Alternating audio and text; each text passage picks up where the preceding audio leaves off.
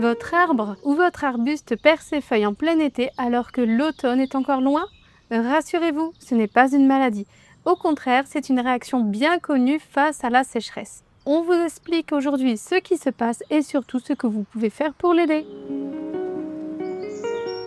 Concrètement, que se passe-t-il? Eh bien déjà, il faut savoir que les arbres, arbustes et d'ailleurs toutes les plantes transpirent par leur feuillage.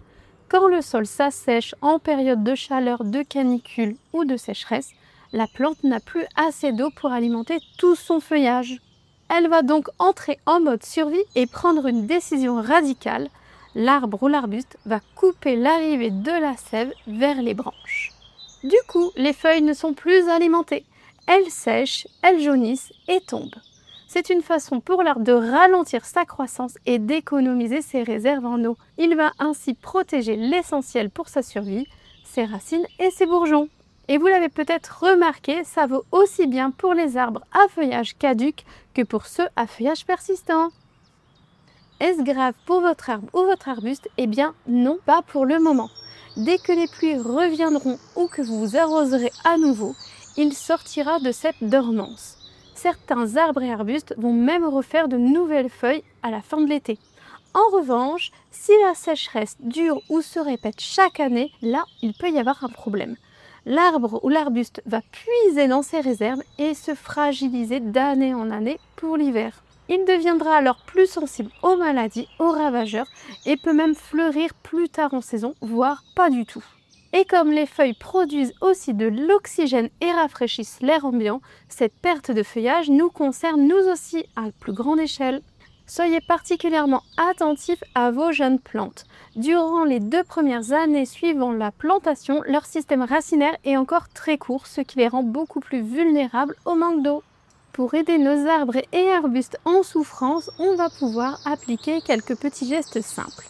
Tout d'abord, on va faire un arrosage copieux, soit tôt le matin ou tard le soir, en évitant de mouiller le feuillage. Préférez l'eau de pluie qui est moins calcaire que l'eau du robinet si vous pouvez. Ensuite, on peut installer un bon paillage organique. Alors, paillage organique, ça peut être de la paille, du foin, des copeaux de bois ou même tout simplement des feuilles mortes au pied de nos arbres pour garder la terre au frais et limiter l'évaporation de l'eau. Et si vous cherchez un paillage adapté ou que vous voulez découvrir notre sélection de plantes résistantes à la sécheresse, vous pouvez les retrouver dans notre boutique sur promessesdefleurs.com.